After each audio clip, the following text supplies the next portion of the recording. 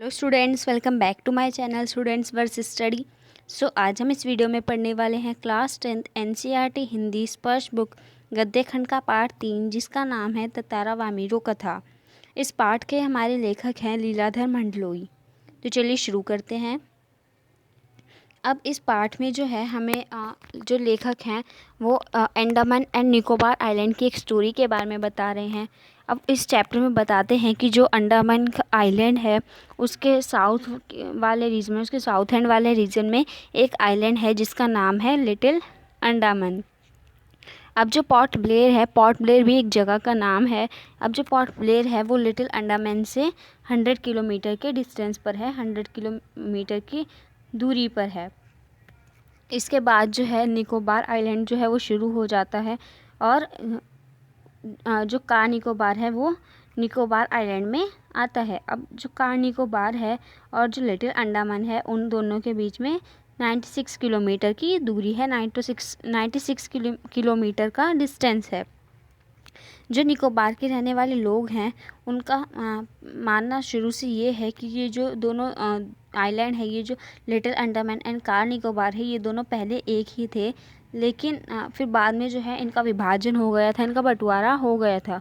और इस विभाजन के पीछे भी एक कहानी है जिसको आज भी घरों में सुनाया जाता है। तो वही कहानी जो है आज हम इस चैप्टर में पढ़ने वाले हैं। तो अब वो जो लेखक हैं वो हमें बताते हैं कि बहुत पहले समय की बात है, जब जो लिटिल अंडमान और कार निकोबार जो थे वो आपस में जुड़े हुए थे, एक ही थे। तब वहाँ पर एक सुंदर सा गांव था और उसी सुंदर से गांव के पास जो है एक सुंदर सा एक ताकतवर व्यक्ति रहता था जिसका नाम होता है ततारा। जो निकोबार के रहने वाले लोग होते हैं बहुत उससे बहुत ज़्यादा प्यार करते हैं। जो ततारा होता है बहुत ज़्यादा नेक और मदद करने वाला व्यक्ति होता है, बहुत ज़्यादा हेल्पफुल पर्सन होता है। वो हमेशा दूसरों की सहायता, वो हमेशा दूसरों की मदद के लिए जो है तैयार रहता है। और वो सिर्फ अपने आइलैंड वालों वो सिर्फ अपने गांव वालों की नहीं, पूरे आइलैंड वालों की जो है सेवा करना अपनी जिम्मेदारी समझता है। और उसके इसी नेचर की वजह से जो है बहुत ज़्यादा चर्चा में रहता है, बहुत ज़्यादा चर्चित है वो अपने गाँव में। सभी लोग जो है वो उसका बहुत ज़्यादा सम्मान करते हैं, उसका बहुत ज़्यादा आदर करते हैं। और मुसीबत के टाइम पर जब भी उसको कोई याद करता है तो ततारा जो है वो भागा भागा आता है और उसकी मदद करता है। दूसरे गांव में भी जो लोग हैं वो जब भी उनका कोई फेस्टिवल होता था, जब भी उनका कोई फंक्शन होता था, तो वो ततारों को as a chief guest invite करते थे। जो ततारा का नेचर था वो बहुत ज़्यादा अट्रैक्टिव था, बहुत ज़्यादा आकर्षक था।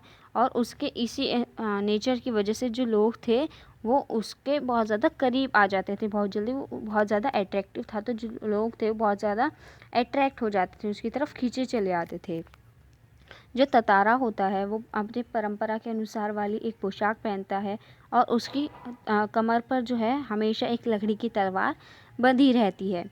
जो लोग थे उनका कहना ये था कि वो जो तलवार है वो कहने को तो लकड़ी की है, लेकिन उसमें एक दैवीय शक्ति है, एक देवताओं वाली शक्ति है।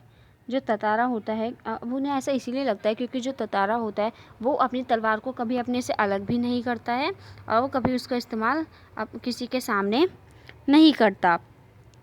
और जो उसकी तलवार थी ततारा के साथ साथ वो भी बहुत ज़्यादा चर्चा में रहने लगी और उसको उसमें एक अद्भुत शक्ति का होना लोग जो हैं मानने लगे।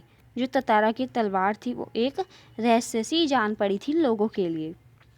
फिर एक बार जब जो ततारा होता है वो पूरे दिन के बहुत ज़्यादा परिश्रम के बाद, बहुत ज़्यादा मेहनत के बाद वो एक बार समुद्र के किनारे जो है टहलने निकल पड़ता है। जो सूरज और समुद्र सूरज होता है वो डूबने वाला होता है और जो ततारा होता है वो समुद्र के तट पर बैठकर उसकी रंग बिरंगी अंतिम किरणों को जो है निहार रहा होता है। फिर तभी जो है उसको एक मधुर गाने, एक मीठी मीठी गीत की गूंज जो है सुनाई देती है, एक मीठी मीठी गींज की आवाज़ जो है उसको सुनाई देती है। और जो लहर है उस गाने की वो इस तरह से आ रही है मानो वो उसी को सुनाने के लिए आ रही हो। फिर बीच बीच में जो है जो लहर है वो भी बहुत ज़्यादा तेज़ी से जो है उसकी तरफ बढ़ने लगती है और एक बहुत ही भारी आवाज़ जो है प्रोड्यूस करती है, भारी आवाज़ जो है अब निकालती हैं। अब जो गाना होता है उसकी वजह से जो ततारा होता है उसकी जो वो अपना सुध बुध खोने लगता है और वो उस आवाज़ की तरफ भागने लगता है। फिर जब वो उस आवाज़ की तरफ जो है भाग रहा होता है, तभी उसकी नज़र जो है एक लड़की पर पड़ती है, एक युवती पर पड़ती है जो कि समुद्र के किनारे बैठकर और डूबते हुए सूरज की किरणों को देखते हुए गाना गा रही है। जो लड़की होती है उसे पता नहीं होता कि उसको एक अनजान व्यक्ति जो है उसे ताके जा रहा है, उसे घूरे जा रहा है। तभी जो है उस समुद्र से एक ऊंची लहर उठती है पानी की और वो उस लड़की को जो है भिगो देती है। फिर वो लड़की जैसे ही वो भीग जाती है तो वो हड़बड़ाहट में गाना भूल जाती है। अब इससे पहले कि वो नॉर्मल होती तभी उसके कानों में जो है एक आवाज़ गूंजती है जो कि होती है ततारा की। ततारा उससे बोलता है कि तुम इतना अच्छा गा रही थी, तुमने गाना क्यों छोड़ दिया। तो जो लड़की होती है, जो युवती होती है, वो अपने सामने इतने सुंदर युवक को देखकर, इतने सुंदर व्यक्ति को देखकर जो है थोड़ा आश्चर्यचकित सा रह जाती है। उसके अंदर जो है उसके लिए कोमल भावना जो है जागृत होती है, लेकिन फिर भी वो उससे एक बहुत ही बेरुखी सी आवाज़ में उससे उसका जवाब देती है कि पहले तुम बताओ तुम कौन हो। वो ततारा से पूछती है कि पहले तुम बताओ तुम कौन हो और तुम मुझे इस तरह घूर क्यों रहे हो और इस तरह मुझसे प्रश्न करने का क्या कारण है, क्या वजह है। वो कहती है कि मैं अपने गांव के अलावा किसी और गांव के व्यक्ति को जो है उसके प्रश्नों का उत्तर देना ज़रूरी नहीं समझती। फिर जो ततारा होता है वो तो अपनी सुध-बुध खोए हुए होता है। वो फिर से अपना प्रश्न जो है दोहराने लगता है कि तुमने गाना क्यों रोक दिया, तुम गाना पूरा करो क्योंकि तुम्हारा जो गला है बहुत ज़्यादा सुरीला है। अब जो युवती होती है वो कहती है कि ये मेरे प्रश्न का उत्तर नहीं है, ये मेरे सवाल का जवाब नहीं है। वो लड़की कहती है कि तुम मुझे सच बताओ कि तुम हो कौन, मैंने तुम्हें लापाती गाँव में नहीं देखा। तो इससे हमें ये पता चलता है कि जो वो लड़की है, जो वो युवती है, वो लापाती गाँव में रहती है। जो ततारा था वो अब भी अपनी सुध-बुध खोए हुआ था, वो उस गाने में जो है सम्मोहित हुआ था और उसके कानों तक युवती की वो आवाज़, युवती के वो प्रश्न जो है वो उसके कानों तक ठीक से नहीं पहुंच रहे थे। और वो फिर से उसी प्रश्न को जो है दोहराता है कि तुमने गाना क्यों रोक दिया, गाओ। तो जो युवती होती है वो इस तरह से सुनकर कि ये तो पागल हो गया, एक ही सवाल को बार बार बोले जा रहा है, मेरे सवाल का जवाब नहीं दे रहा है, तो वो एकदम से झुंझला उठती है, एकदम से वो चिड़चिड़ी हो जाती है और वो कुछ और सोचने लगती है। उसके बाद फिर वो एक विरोधक से फिर वो जब थोड़ी देर बाद सोचने के एक निश्चय करती है तो वो एक बहुत ज़्यादा बेरुखी सी कड़क स्वर में जो है उससे कहती है कि धीरता की भी हद होती है। मैं तुमसे जो है तुम्हारा नाम पूछ रही हूँ, तुम्हारा परिचय पूछ रही हूँ और तुम जो है अलग ही बस एक राग दिए जा रहे हो, आलाप दिए जा रहे हो कि गाना गाओ कि तुम ऐसा क्यों कर रहे हो। क्या तुम्हें गाँव के नियम पता नहीं है कि इस तरह से हम बात नहीं कर सकते दो अलग अलग गाँव के व्यक्ति। फिर वो इतना बोलकर जो है वो अपने घर के लिए एकदम से मुड़ जाती है। फिर जो ततारा होता है उसको एकदम से होश आने लगता है, उसको अपनी गलती का एहसास होता है और वो उस लड़की के सामने उसका रास्ता रोककर उससे माफ़ी मांगने लगता है। वो उससे कहता है कि तुम मुझे माफ़ कर दो और मैं अपने जीवन में जो है पहली बार इस तरह से विचलित हो गया था, पहली बार इस तरह से किसी चीज़ में खो गया था। वो उससे कहता है कि जैसे मैंने तुम्हें देखा, मैं तो अपने जो सुध-बुध है वो मैंने खो दी, मैं तुम्हारा रास्ता छोड़ दूँगा, बस तुम मुझे एक बार अपना नाम बता दो। जो ततारा होता है वो उससे बहुत ज़्यादा आग्रह करता है, उससे बहुत ज़्यादा रिक्वेस्ट करता है और वो बस अपनी उन आँखों से जो है उस युवती को, उस लड़की को जो है देख रहा होता है, उसको निहार रहा होता है। फिर तभी जो है एक पीछे से जो है आवाज़ आती है जो बोलती है वामीरो। वो एक ऐसी आवाज़ होती है जो कि जैसे ही उसके कान में पहुँचते, ततारा के कान में पहुँचती है तो उसको पता चल जाता है कि उस लड़की का नाम वामीरो है। तो वो बोलने लगता है कि वामीरो कितना सुंदर नाम है। तो वो उस लड़की से पूछने लग जाता है कि तुम कल भी यहाँ आओगी। जो ततारा होता है वो उससे इस तरह पूछने लगता है। तो जो वामीरो होती है, अब क्योंकि लड़की का नाम पता चल गया है कि उसका नाम वामीरो है, तो वो ततारा को कहती है कि नहीं, शायद मैं अब कभी भी नहीं आऊँगी, और वो अपने गाँव लापाती की तरफ एकदम बेसुध सी दौड़ी चली जाती है। पीछे जो ततारा होता है वो कहने लगता है कि वामीरो, मेरा नाम ततारा है और मैं कल इसी चट्टान पर तुम्हारी प्रतीक्षा करूँगा, तुम्हारा इंतज़ार करूँगा। और वो कहते हैं कि तुम ज़रूर आना। लेकिन इतनी बात सुनकर भी जो वामीरो होती है वो रुकती नहीं है और वो भागी चली जाती है। लेकिन जब तक वो जो युवती होती है, जो वामीरो होती है, वो अपने गांव तक बिल्कुल नहीं पहुंची, तब तक जो ततारा होता है वो उसको घूरता रहता है, उसको निहारता रहता है। फिर जो वामीरो होती है वो घर पहुंचकर जो है एकदम बेचैनी सी महसूस करने लगती है। जो वामीरो होती है वो ततारा के बारे में सोचने लग जाती है कि मैं अब उससे कभी नहीं मिलूँगी, और वो उससे मुक्त होने के बारे में सोचने लग जाती है। फिर वो एकदम से जो है अपने कमरे का दरवाज़ा बंद कर देती है और अपने मन को जो है किसी और दिशा में, किसी और चीज़ में धकेलने की कोशिश करती है, लेकिन वो विफल हो जाती है। उसकी आंखों के सामने जो है बार बार ततारा का चेहरा जो है वो आने लगता है। जो वामीरो होती है उसने ततारा के बारे में बहुत सारी कहानियाँ सुनी हुई होती हैं, और वो सोचने लगती है कि जैसा उसने सोचा था कि वो जो है एक सुंदर है, वो बहुत ज़्यादा सुंदर है, वो बहुत ज़्यादा बलवान है, आज वही ततारा जिसके बारे में उसने ऐसा सुना था वो मुझे एक अलग रूप में देखने को मिला। वो सुंदर है, बलवान है, लेकिन वो बहुत ज़्यादा बेहद शांत है और भोला है। वो सोचने लग जाती है कि उसका जो नेचर है, जो ततारा का नेचर है, वो बिल्कुल वैसा है जैसा वो अपने लाइफ पार्टनर में, अपने जीवन साथी में होना चाहती है, अपने जीवन साथी में अपने जीवन साथी में पाना चाहती है। लेकिन फिर वो बाद में सोचने लग जाती है कि इस तरह दूसरे गांव के युवक के साथ जो है मैं संबंध रखूँगी तो ये परंपरा के विरुद्ध होगा, परंपरा के अगेंस्ट होगा। इसीलिए जो है वो ततारा को भूल जाना सही समझती है, लेकिन ऐसा नहीं होता। वो एक असंभव सी बात जान पड़ती है। जो ततारा होता है उसके बार बार वो वामीरो की आंखों के सामने बार बार आने लगता है, और वो सिर्फ वामीरो के बारे में सोचने लग जाती है, वो सिर्फ ततारा के बारे में सोचने लग जाती है। फिर किसी तरह जो है रात बीत जाती है। दोनों के जो दिल होते हैं बहुत ज़्यादा बेचैन से होते हैं। फिर उस दिन का जो शाम से पहले का समय होता है वो उन दोनों का बहुत ज़्यादा मुश्किल से बीता हुआ होता है, और जो ततारा होता है उसको ऐसा लगता है कि उसने अपने जीवन भर की प्रतीक्षा जो है इस शाम के आने से पहले ही कर ली है। उस दिन जो ततारा होता है बहुत ज़्यादा गंभीर बहुत ज़्यादा अचंभित होता है, बहुत ज़्यादा रोमांचित भी होता है।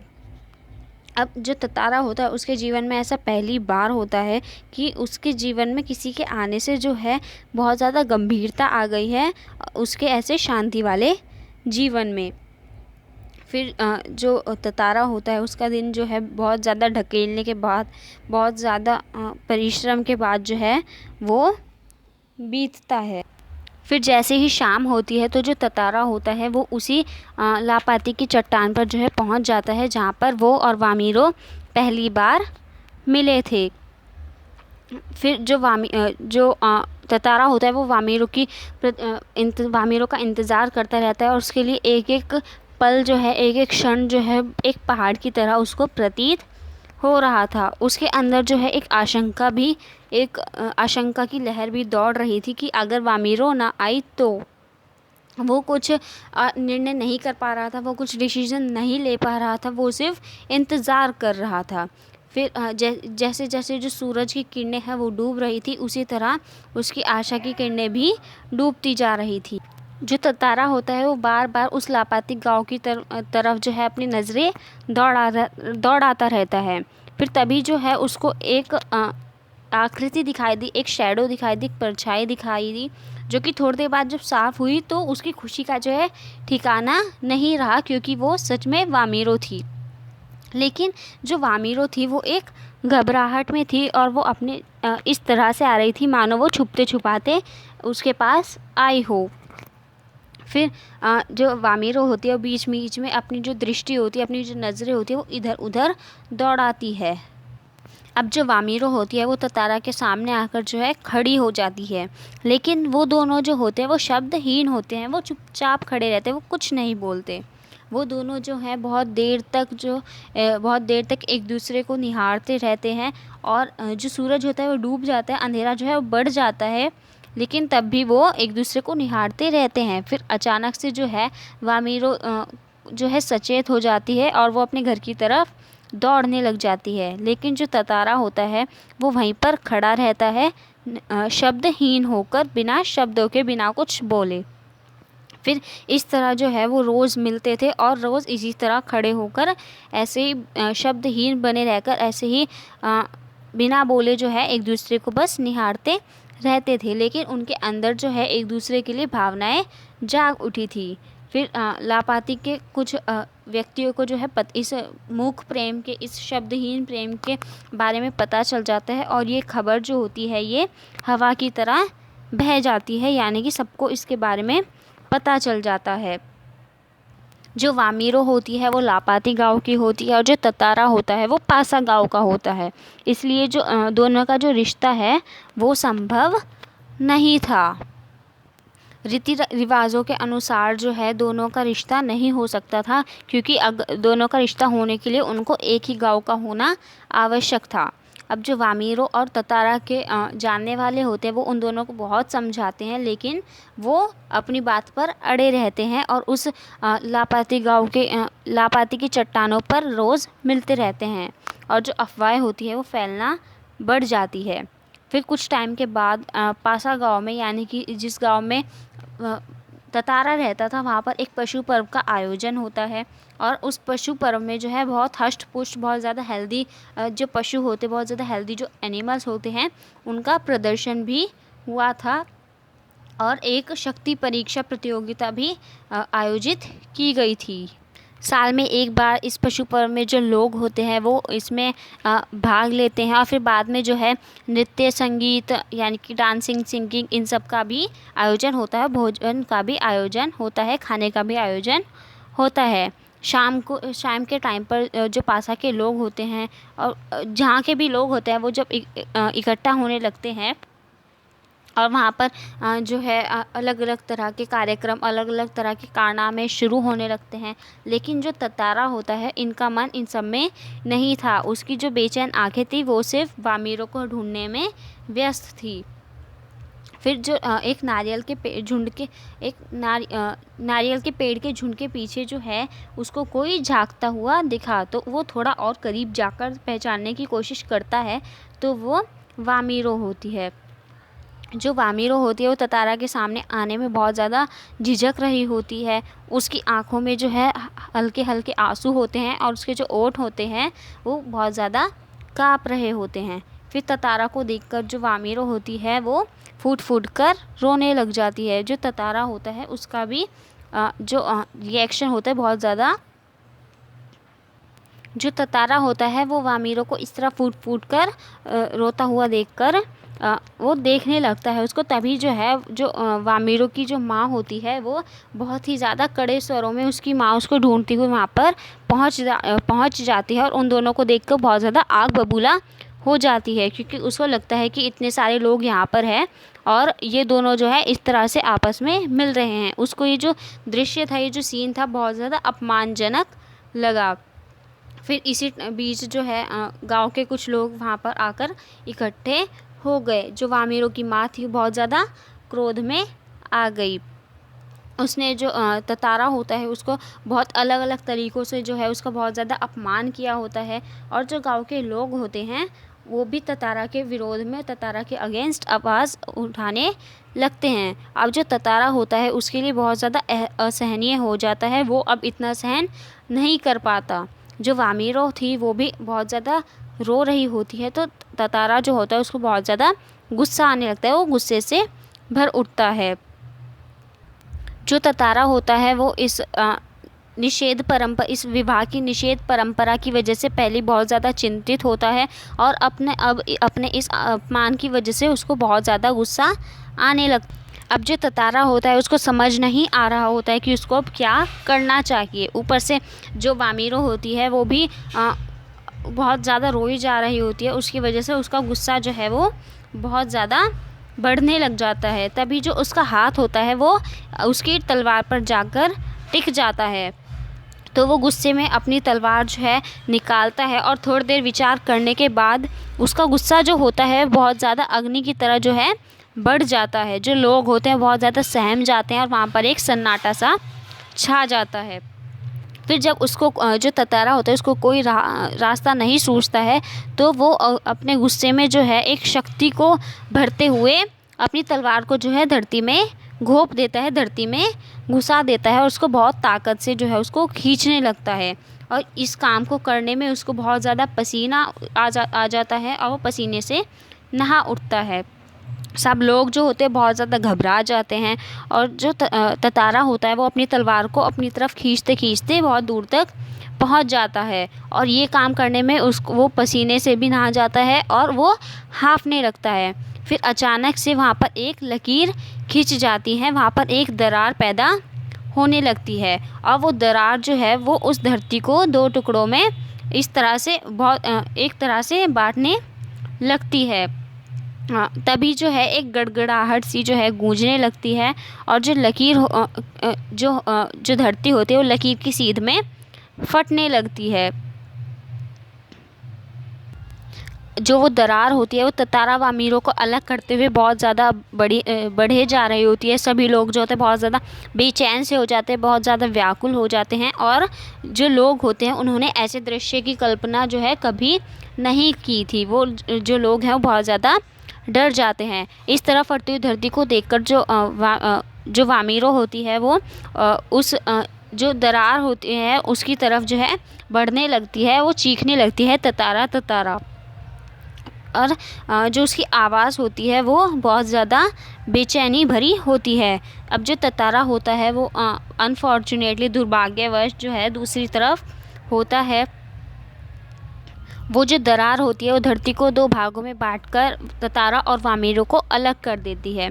फिर जैसे ही ततारा को होश आता है तो उसने देखा कि उसकी तरफ जो आइलैंड है वो उसकी तरफ जो है धंसने लगा है। तो बहुत ज़्यादा वो है छटपटा जाता है और वो छलांग लगाकर वामीरो वाली जगह पर जिस तरफ वामीरो होती है उस तरफ जाने की कोशिश करता है, लेकिन जो उसकी पकड़ होती है बहुत ज़्यादा ढीली पड़ जाती है और वो नीचे की तरफ फिसलने लगता है। वो लगातार जो है उसकी समुद्र की सतह की तरफ जो है फिसलने लगता है और उसके मुंह से सिर्फ वामीरो का ही नाम निकलता है। और जो वामीरो होती है वो भी सिर्फ ततारा का नाम पुकार रही होती है। जो ततारा होता है वो बहुत ज़्यादा लहूलुहान हो चुका होता है। जो ततारा होता है बहुत ज़्यादा लहूलुहान हो चुका है, उसके शरीर से बहुत ज़्यादा खून बहने लगता है और वो वहाँ उस समुद्र की सतह में जो है गिर जाता है और उसको बाद में जो है होश नहीं रहता है। फिर बाद में जो है वो कहाँ पर बहकर कहाँ पर चला जाता है किसी को इस बारे में नहीं पता। फिर दूसरी तरफ जो वामीरो होती है वो ततारा के लिए पागल सी हो उठती है और वो हमें हर समय हर टाइम जो है ततारा को खोजती हुई उसी जगह पर पहुंच जाती है और घंटों तक वहीं पर बैठी रहती है इस आशा में कि जो ततारा है वो वापस आएगा। वो खाना पीना जो है छोड़ देती है और अपने परिवार से अलग हो जाती है। लोगों ने जो ततारा होता है उसको ढूंढने की बहुत कोशिश की होती है, लेकिन उनको उसके बारे में कोई सुराग नहीं मिलता है। अब आखिर में इस चैप्टर के जो लेखक हैं वो हमें बताते हैं कि आज नहीं ना तो ततारा है ना ही वामीरो, लेकिन उनकी जो प्रेम कथा है वो घर घर में सुनाई जाती है। और जो निकोबार के रहने वाले लोग हैं उनका ये कहना है कि जो ततारा की तलवार है उसने जब उस धरती के जो है दो टुकड़े किए थे तो वो एक टुकड़ा जो है कार निकोबार के नाम से जाने लगा था और दूसरा लिटिल अंडमान के नाम से, और वो दोनों 96 किलोमीटर की दूरी पर हैं। अब इस घटना के बाद जो निकोबार के रहने वाले लोग होते हैं वो अब जो है दूसरे गांव के लोगों से वैवाहिक संबंध करने लग गए। अब उनका जो रिश्ता है एक गांव से दूसरे गांव में हो सकता है। फिर वो आखिर में बताते हैं कि ततारा वामीरों की इस त्याग वाली मृत्यु से एक सुखद परिवर्तन जो है अंडमान और निकोबार आइलैंड में आ गया था। सो आई होप कि आपको ये चैप्टर समझ में आया होगा। Thanks for watching.